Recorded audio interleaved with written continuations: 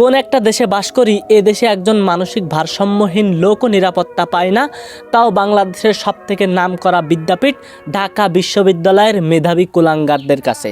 নারী তুমি ছলনাময়ী, এইটা বারবার প্রমাণিত হয়ে এসেছে।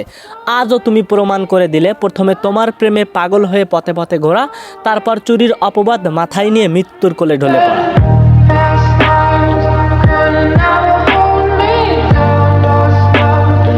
আমি বুঝতেছি না আমি দোষটা দিব কারে, তোফাজ্জলের পোড়া কপালটারে নাকি সেই ছলনাময়ী মায়াবতীরে যার প্রেমে পড়ে তোফাজ্জল ঘুরছে দাঁড়ে দাঁড়ে, নাকি সেই নামধারী কুলাঙ্গার মেধাবীরে যারা গণপিটুনি দিয়ে তোফাজ্জলকে হত্যা করেছে।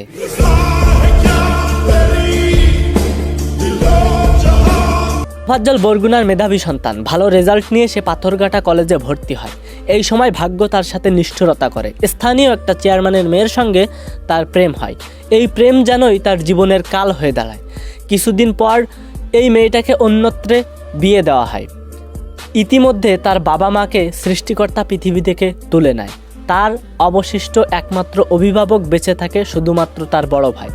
কিছুদিন পর তার বড় ভাইও 2023 সালে ক্যান্সারের মাধ্যমে মৃত্যুর কোলে ঢলে পড়ে। শুধুমাত্র পড়ে থাকে কপাল পোড়া তোফাজ্জল। পাগল হয়ে তোফাজ্জল পথে ঘাটে দাঁড়ে দাঁড়ে ঘুরে বেড়াতো খাবারের খোঁজে। হয়তো সেদিনও তোফাজ্জল খাবারের খোঁজেই এসেছিল, কিন্তু ভার্সিটির মেধাবী কুলাঙ্গাররা তাকে ভাত নিশ্চয়ই খেতে দিছিল, কিন্তু ভাতটা হজম পর্যন্ত তারা করতে দেয়নি। তার আগেই তাকে গণপিটুনি দিয়ে হত্যা করল।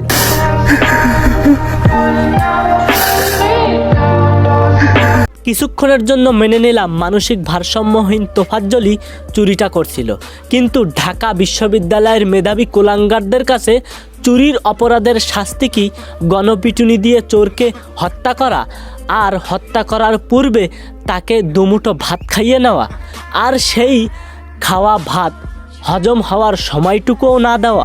যে ঘটনাটা এক্সাক্ট ছিল হচ্ছে যে আমার ফোনটা হারাই গেছে। এখন আমি যেভাবে পিটিয়েছেন মানুষকে ভাবে মারে, আসলে জাস্ট শুধু আবেগের বশে আমার যে ফোনটা হারাইছে ভাই। শুধুমাত্র সন্দেহর বশবর্তী হয়ে তোফাজ্জলকে গণপিটুনি দিয়ে হত্যা করা হয়েছে। তাকে কি পরিমাণ নির্যাতন করা হয়েছে একটিবার চিন্তা করেন। তাকে এমনভাবে মারছে যে তার পায়ের মাংসগুলো খসে খসে পড়ছে। এই ছবিতে বা তোফাজ্জলকে মারার ওই ভিডিওতে যতগুলো জানোয়ারদেরকে দেখা যাচ্ছে যারা তোফাজ্জলকে মারছে, আর যারা তোফাজ্জলকে মারা দেখছে নীরবে এবং দেখে মজা নিচ্ছে, সবগুলো জানোয়ারের বিচার চাই আমরা। তাদেরকে এই বাংলাদেশের আইন অনুযায়ী কঠিন থেকে কঠিনতম শাস্তি দেওয়া হোক।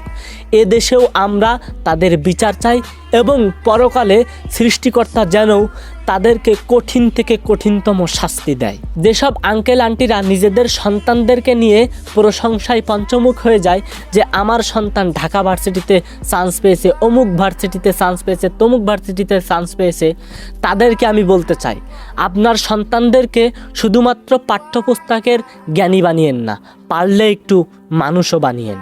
তা না হলে আপনার এই পাঠ্যপুস্তক পড়ে জ্ঞানী হওয়া সন্তান, জ্ঞানী হওয়া মেধাবী কুলাঙ্গাররা আমার নিরীহ ভাই বোনদেরকে স্বাধীনভাবে বেঁচে থাকতে দিবে না।